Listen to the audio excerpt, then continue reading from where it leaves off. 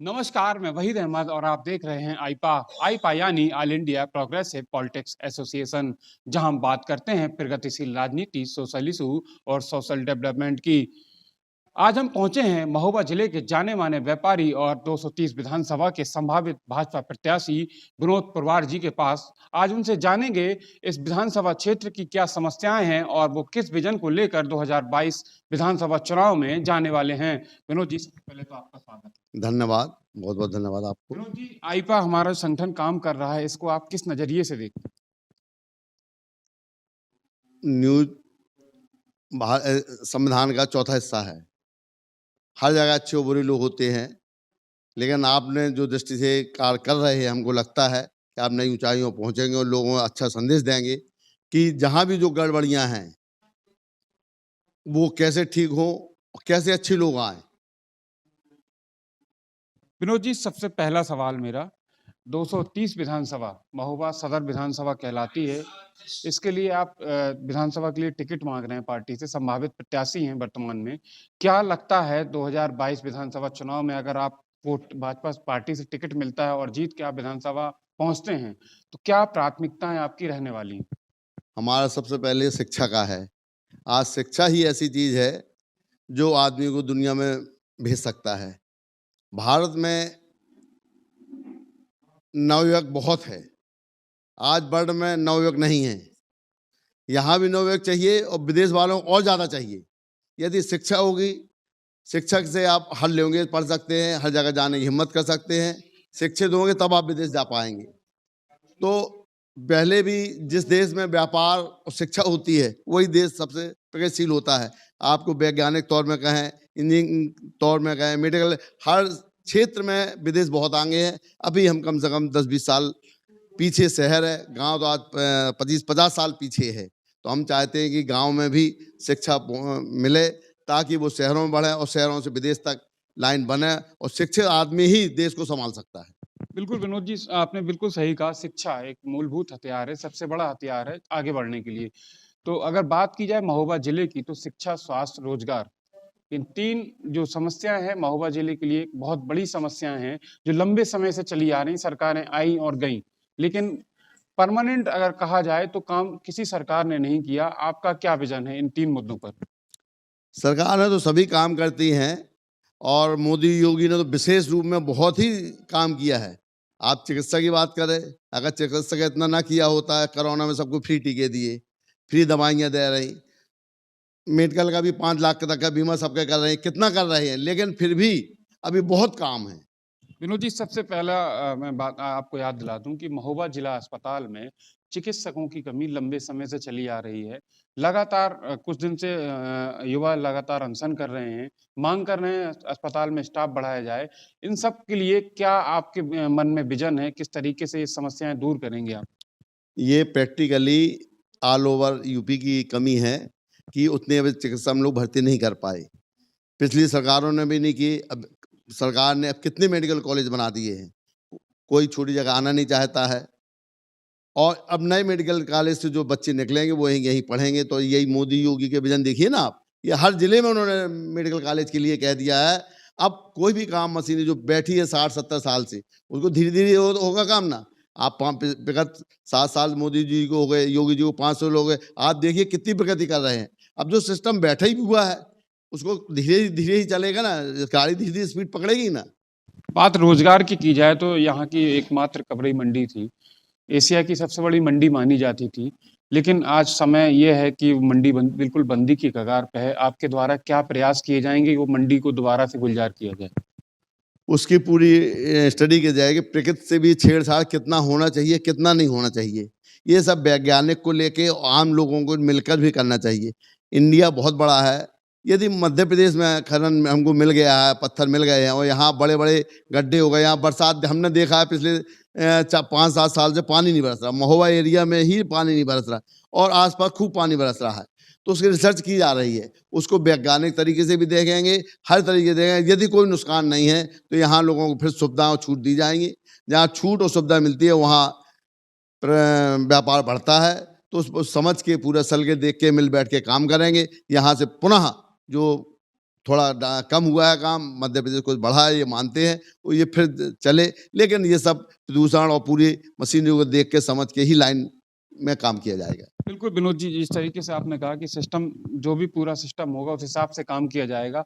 बात व्यापारी नेता से हो और व्यापार की ना हो, ऐसा तो हो ही नहीं सकता। कोरोना काल लगा, उसके बाद लॉकडाउन, कोरोना काल में पहले में लॉकडाउन लगा, दूसरे में लॉकडाउन लगा, व्यापार प्रभावित हुआ।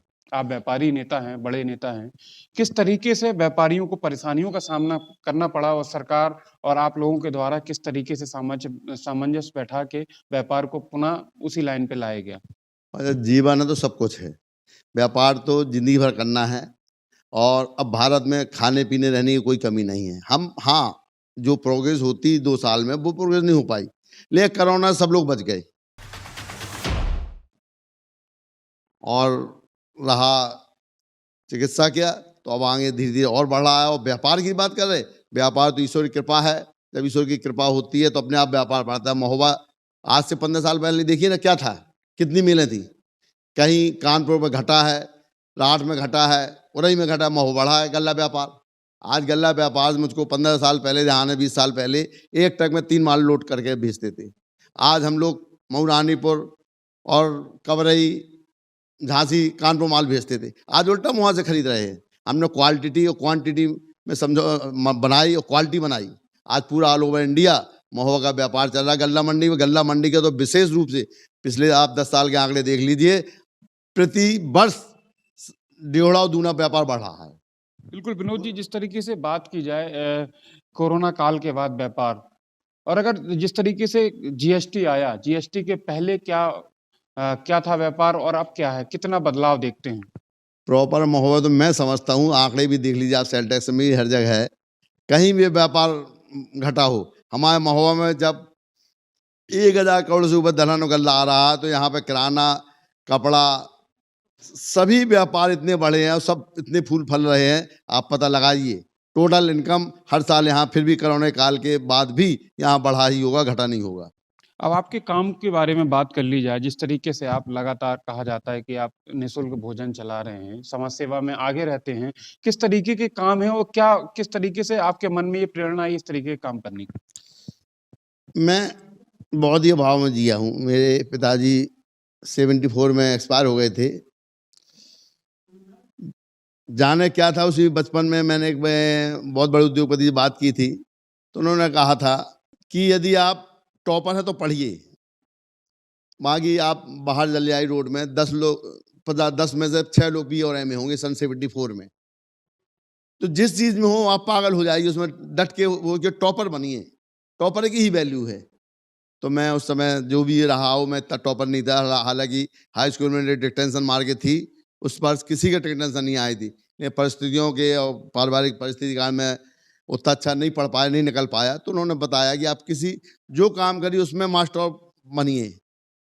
तो फादर एक्सपायर हुए, भाइयों ने, सब परिवार ने बहुत कहा ग्रेजुएशन कराओ, लेकिन मेरे मन में जाना क्या था कि बहुत क्षेत्र हैं, और आज वाकई में आर्ट में, संगीत में, व्यापार में, दाल मिलों में, कपड़े में, हर क्षेत्र में तब काम है कि आप किसी क्षेत्र में भी लगन से, शीलता से रात दिन काम करेंगे, उस काम में आप पागल हो जाएगी तो आपको उसकी ऊंचाई मिलेगी। साहित्य में बहुत क्षेत्र हैं, और महोबा में मेरे समझ में सेंटर प्लेस बन गया है। यहाँ भी अब बहुत क्षेत्र हैं, जो एक बार डेवलप हो जाता है वहाँ हर चीज़ बढ़ जाती है। छतरपुर आज से 50 साल पहले वहाँ के लोग यहाँ गेहूँ काटने आते थे, घोड़ाना कहलाता था, और यहाँ काम करने आते थे। विगत 20 साल पहले छतरपुर बढ़ा, लेकिन मैं जो 5 साल से देख रहा हूँ, महोबा ने बहुत ही प्रोग्रेस की है। और जो स्पीड योगी मोदी के हाथ में है, यही अगर कानून व्यवस्था रही, गुंडागर्दी रही, नहीं खत्म हुई है, और ये खत्म होती जाएगी, तो यहाँ व्यापारी सब आने लगेगा, आ रहा है और आता जाएगा, और यहाँ व्यापार रात दूना दिन दूना रात चौगुना बढ़ेगा। ये मेरी प्राथमिकता है, काम करेंगे। आपकी जो समाज सेवा के काम है वो किस तरीके के काम है, कहाँ क्या क्या काम करते हैं आप, जिस तरीके, क्या संदेश देना चाहेंगे महोबा की जनता को? मैं तो यही कहता हूँ, जो सक्षम है उसको ये सब कार्य करना चाहिए। हम जीवन में 2 रोटी सब्जी लोग खाते हैं, पूत कपूत तो क्या धन संचय, पूत सपूत तो क्या धन संचय। मेरा पिताजी का यही हमेशा डायलॉग रहता था, कहते थे, वही मेरा है। यदि मैं कितना भी पैसा बच्चों को जोड़ जाऊंगा, यदि अच्छे नहीं हुए तो सब बेकार है। तो क्यों ना मैं और अपने समाज को ही अपना बच्चा मानूं, और सब में ये जज्बा भरूं कि मैं माँ भारती के लिए काम करूंगा, मैं अपने समाज के लिए काम करूंगा। अपने लिए तो सभी काम कर लेते हैं, कुछ हट के अलग करके देखो कि लोग जो गरीब है, मैंने नीडी देखा है कि मैं जंजीर रख के 2-2 हज़ार रुपये लाया हूँ, तो ब्याज एक इंडिया भर में है, कहीं भी वर्ल्ड में ब्याज नहीं है। गरीब लोगों को 5 रुपये 3, अभी मैं गया भी आज ही खन्ना गया, एक को बताया 12 बीघा खेती है, वो बोला मेरा लड़का मर गया, गहने 12 बीघे है लेकिन गिरवी रखी है, 2 और 4 रुपये सैकड़े के ब्याज में लोग कैसे तड़प के चुकाते हैं, फिर जमीन लिख देते हैं। तो मुझको लगता है कहीं भी गरीबी को कब किसी की नीड की वो दिक्कत ना पड़े, और जो होता हो सकता है, मैंने गिलहरी की तरह अपने थोड़ा थोड़ा प्रयास करता रहा हूँ। अब मैं चाहता हूँ कि योगी मोदी युग में अब मैं बहुत अच्छा कर सकता हूँ। इसके पहले जो सरकारें थी उनमें मुझको विश्वास भी इतना नहीं था कि अच्छा कर पाऊंगा। तो मेरा यही प्रयास है कि हर आदमी को शिक्षा मिले, हर आदमी को खाना पीना तो आजकल जनरल सबके पास हो गया है, लेकिन ये है कि अस्पताल में जैसे हम इसलिए बनवाते हैं कि किसी को गर्म खाना मिल जाए, होटलों में कैसा खाना है क्या नहीं है, तो उनको साफ सुथरा मिल जाए। हमने देखा बड़े बड़े लोग, आदमियों के बच्चे भी कहते ही लेना है तो गरम गरम ले लेते, खा लेते हैं। तो अब खाने की समस्या तो इंडिया में खत्म हो गई है, लेकिन फिर भी सुविधाएं कम हैं। बाहर होटलों में वही उसी में सब बन रहा है, उसी में कीड़ा पड़े, उसी में मक्खी पड़ी, सफाई नहीं रहती उतनी, इस हिसाब से खाने पीने के। लेकिन हाँ, शिक्षा की जरूर मैं कहूँगा कि शिक्षा हर गरीब को नहीं मिल पा रही है। यदि वो ढंग से शिक्षा मिले तो उसको शहर में रहने में, विदेश जाने में, हर बढ़ने में बहुत सारी उम्मीदें हैं। और बर्डर केवल इंडिया को देख रहा है, और नौवे केवल इंडिया में ही है। मैं गांव में अभी जाता हूं, देखता हूं यहाँ 5 साल 10 साल 15 साल 20 हर एज के लोग हैं। और आज आप देख लीजिए अगले 5-10 साल में पूरे वर्ल्ड में, जैसे बिहार का आदमी ऑल ओवर इंडिया में है, तो वर्ल्ड में इंडिया का ही आदमी हर जगह होगा। और खास तौर से केरल और पंजाब का भी तक जाता था, अब यूपी का आदमी भी वर्ल्ड में हर जगह जाएगा। मेरा ये विचार है, यदि शिक्षा इसी तरह सुधरती रही और बढ़ती रही, मेरा है अब मेन लक्ष्य शिक्षा का, कि हर बच्चे को शिक्षा मिले, हर बच्ची को शिक्षा मिले। बच्चियां घर में बैठ के उनको निकलने नहीं दिया जाता, वो तो बहुत दूर की स्कूल है, तो हर स्कूल कॉलेज के पास मिले, हर गांव के पास मिले, हर जगह सुविधा मिले। तो इसी उसमें मैंने कंप्यूटर सेंटर भी खोला है कि बच्चियों का चलाना देखना भी करना है। मेरा तो बहुत छोटा प्रयास है, हम तो अभी कहीं नहीं लगते हैं जितना, लेकिन बन पड़ा है कर रहा हूँ। एडवर्टाइजमेंट इसलिए कर रहा हूँ कि लोग हमको देख के वो भी करें। हम इसलिए नहीं कर रहे कि हम कर रहे, लोग जाने कि मैं कुछ कर रहा हूँ। लेकिन एक साल, हाँ मुझको याद आया, एक साल मैंने देखा कि कम्बल बांट रहे थे, गांव में गए, मोहल्लों में गए, देखा बरसाती ओढ़े लोग बाहर लेटे हुए हैं। तो मैंने बहुत दया आई, मैंने 200-400-500 कम्बल बांटने, तो साल मैंने 3-4 हज़ार कम्बल बांटे। और मैंने जितने यहाँ के समाज सेवी और राजनेता थे सबने फिर बांटे, चाहे छोटे कपड़े ही बांटे हूँ। तो मैं इसलिए भी इसको थोड़ा करना चाहता हूँ, इसके तहत कंपटीशन बढ़े इसमें भी।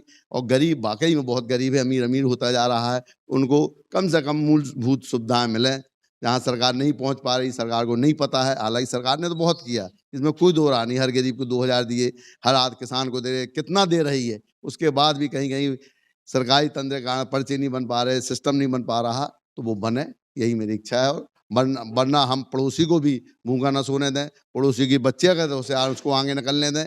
ऐसा नहीं कि कांग्रेस की तरह हमारा बच्चा होशियार ना हो, हमारा ही घर का परिवार रहेगा, ये ना हो। सबको, लोकतंत्र ये है, लोकतंत्र में राजा के बेटा राजा नहीं होता है, यहाँ जो होशियार होगा वो आगे निकलेगा। बिल्कुल, जो होशियार होगा वो आगे निकलेगा। विनोद जी, आखिरी सवाल है मेरा, 2022 अगर आप जीतते हैं, महोबा 230 विधानसभा के लिए क्या स्पेशल आपकी नज़र में है जो करना चाहिए?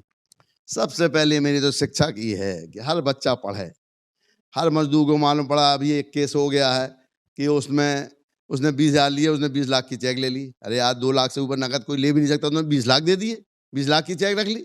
मतलब अंधेर है, उसने जहर खाए, खाना खा लिया, जहर खा लिया। तो सबसे पहले इतना शिक्षा तो हो, जनरल नॉलेज तो हो कि हम किस में दस्तखत करें, हमने क्या लिया, क्या ब्याज हुआ, क्या सरकार सुविधा दे रही है।